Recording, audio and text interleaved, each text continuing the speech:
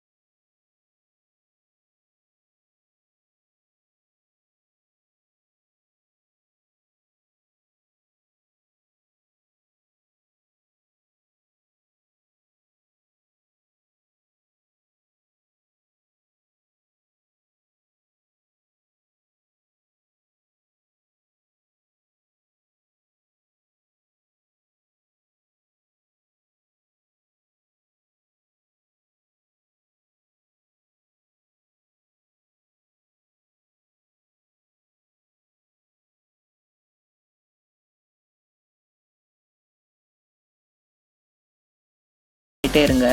அதுக்கப்புறம் அதோட கன்சிஸ்டன்சி வந்து கொஞ்சம் மாறி ஜாம் மாதிரி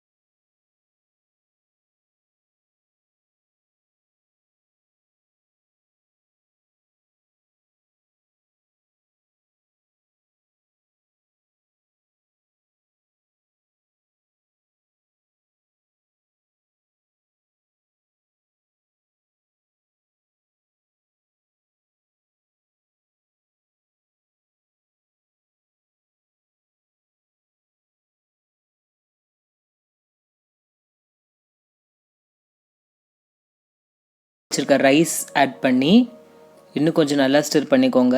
வேணும்னா கொஞ்சம் நல்லெண்ணெய் ஆட் பண்ணிக்கலாம். அவ்வளோதான், சுவையான நெல்லிக்காய் சாதம் ரெடி. இது ரொம்ப டேஸ்டியாக ஹெல்த்தியாக லெமன் ரைஸ் மாதிரியே இருக்கும். இது உடம்புக்கும் ரொம்ப நல்லது.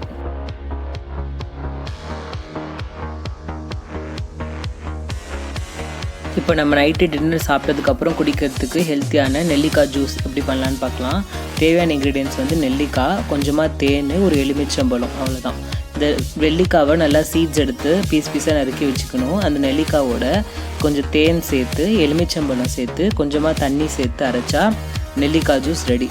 இந்த நெல்லிக்காய் ஜூஸ் வந்து பல வகையான நன்மைகள் இருக்குது. முடி வளர்ச்சி, இம்யூனிட்டி இன்க்ரீஸ் பண்ணுறது, அதுவும் இந்த கொரோனா டயத்தில் நெல்லிக்காய் ஜூஸ் ரொம்ப நல்ல மருந்தாகவே இருக்குது. இந்த நெல்லிக்காவை அரைச்சதுக்கப்புறமா நல்லா ஃபில்ட்ரு பண்ணி குடிச்சிங்கன்னா சுவையான ஹெல்த்தியான நெல்லிக்காய் ஜூஸ் ரெடி. இது வெயிட் லாஸ்க்குமே ரொம்ப நல்ல ரெமடியாக இருக்குது. நாளைக்கு ஒரு நல்ல இன்க்ரீடியண்ட்டோட மீண்டும் சந்திப்போம். நன்றி.